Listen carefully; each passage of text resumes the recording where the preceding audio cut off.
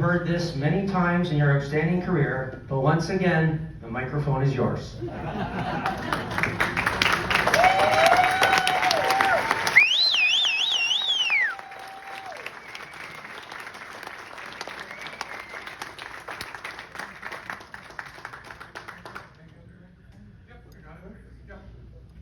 Hi, Orillia.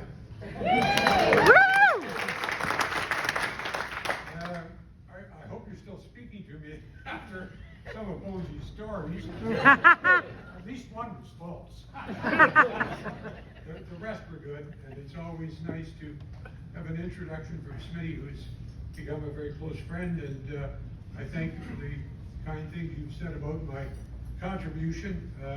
I enjoyed every minute of it. It was a labor of love that it's very difficult to relate to people that haven't had it.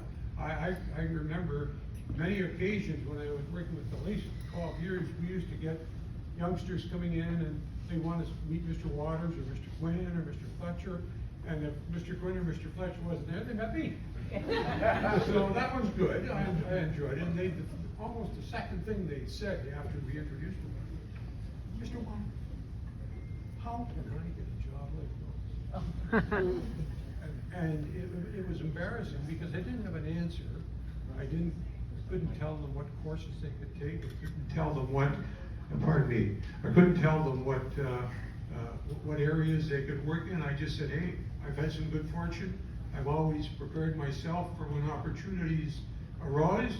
I was strong enough to accept them and do the best I could with them. I said, I don't think I can tell you anymore, but just work hard when you get the opportunity, see what happens. So I thought that was ample, but I thought, you know what, that's an intriguing question.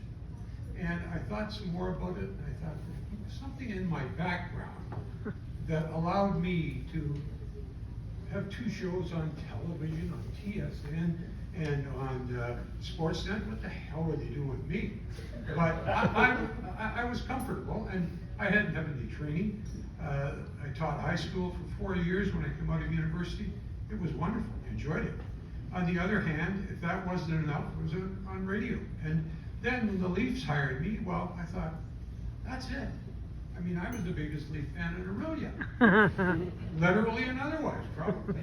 But I can always, people say, well, how's Orillia split up? I said, well, it's very easy. I said, if you're an Orillian and you see a youngster going to the arena with a red shirt on, that means he's CYO and he's a Canadian fan and a wonderful kid. And if he's got a Maple Leaf sweater on, he's just won 3 Stanley Cups. and he may not win anymore. That's me talking about my mathematical mind. But it's interesting when you look at the good fortune that I had in getting opportunities that I had not trained for, I had not planned for. It makes you think, what brought this all on? And I have come to the conclusion that my first 18 years of my life in Orillia were very significant to what happened to me as I moved along the path of life and took the opportunities that presented themselves and worked as hard at them as I could, and ended up having people like Bill Smith think that I was pretty good.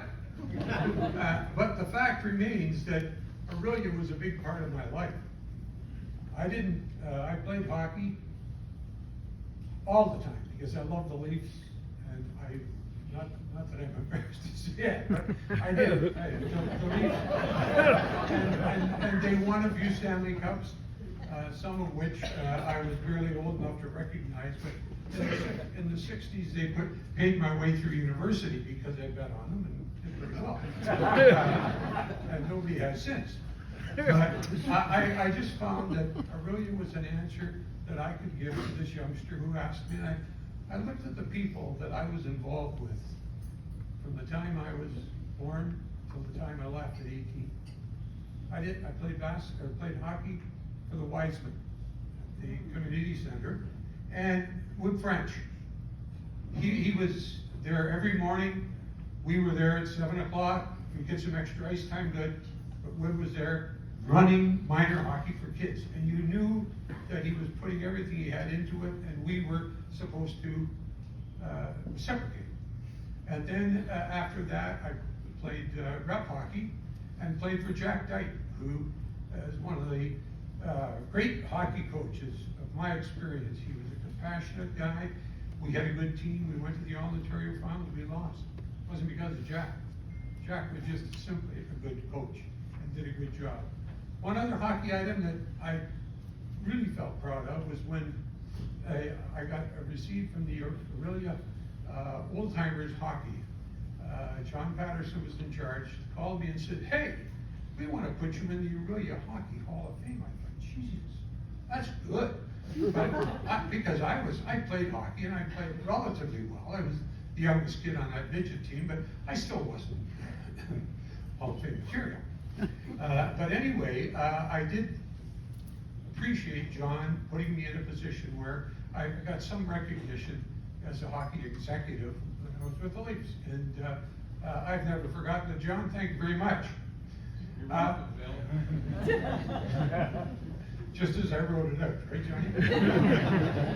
Anyway, then I started to look back on my life in Orillia. And I didn't play football until I was in grade 11. And that wasn't strange. But I played for two coaches, Orville Scott and Larry, I'm trying to think, Larry. But anyway, Larry was from Grimsby. He was a wonderful guy. And so was Orr. And they coached us extraordinarily well. They were very compassionate, knew what they needed for football players to win, and used that understanding of young athletes to make us better. We won the first year I was in grade 11, grade 12, we won the junior championship. And then grade 13, we moved on and we played senior, all of us, and Jim Hamilton coached us. And it was an exciting experience because it was quite similar to having the two guys. All three of them were very compassionate guys who gave every one of us an opportunity to play and recognize what we could do for the team and what we could do for each other. Not unlike what Mayor Clark was talking about as the components of sport and their commitment and their usefulness to the community. Then, all of a sudden, I got 9 credits in grade 13. My parents almost fainted.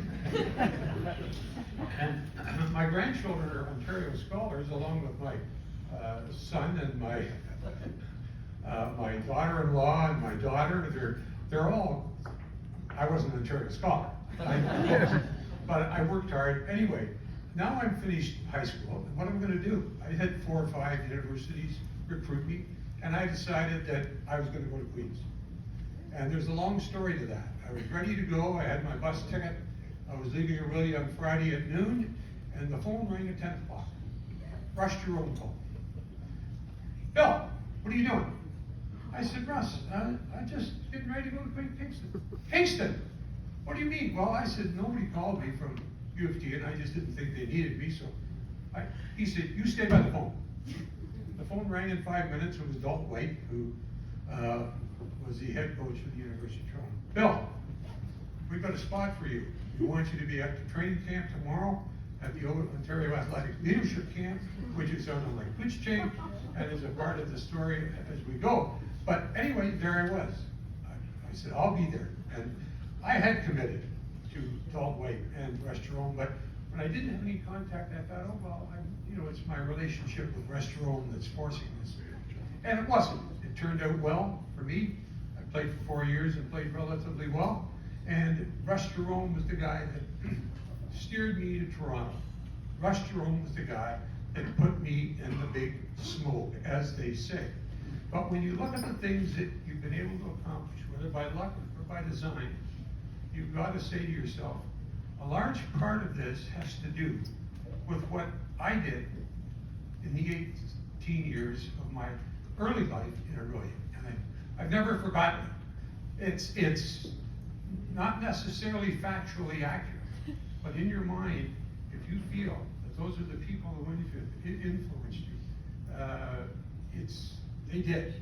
And Russ Jerome, Jim Hamilton, Larry And why I've forgotten Larry's name? But I'm going to call him Larry. And anyway, those people were very, very beneficial to my future. And when I went to Toronto and was able to get a job with the Maple Leafs, I wouldn't have gotten that. Had I been at Kingston, you can count on that.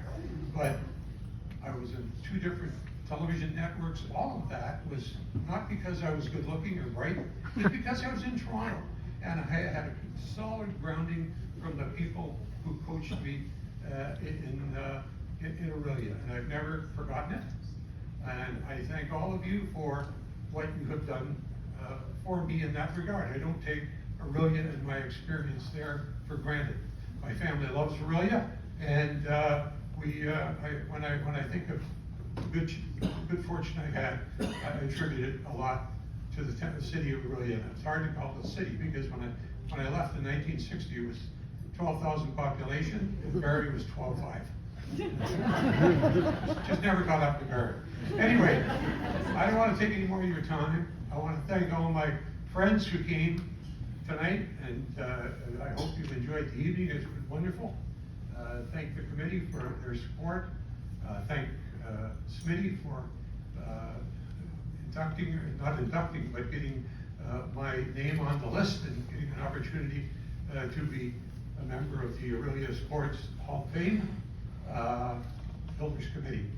I want to thank my family, the siblings, as I call them, or the original 6. Yeah. We all live in Orillia now, so beware. But I also want to thank my family, Brad, his wife Linda, our granddaughters Lauren and Caitlin, and all that they bring in. Our grandson Mark, who is Linda and Brad's boy, of course, he's playing junior B lacrosse up the road for Orillia, so he's become an Orillian almost as avidly as his grandmother, who is more of an Orillian than I am. But it's very nice that they have taken to Orillia. I want to thank and acknowledge my daughter and her husband Cam, who are living in London, in England, and can't make it, and their children, our grandchildren, Claire and Ben, and I hope that they are proud of their grandpa's accomplishments. All of this is something that I'm very, very pleased and proud to have been acknowledged by the Orillia Sports Hall of Fame as a builder. I hope it won't let you down.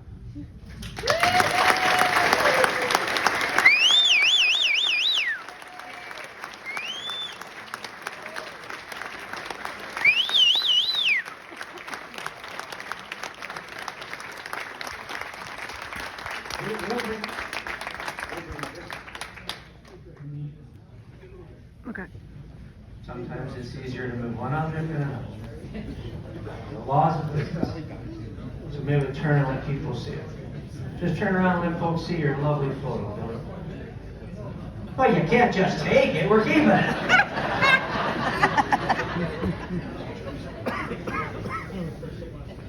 Oh, turn around. There we go. Brenda. There it is. Go on.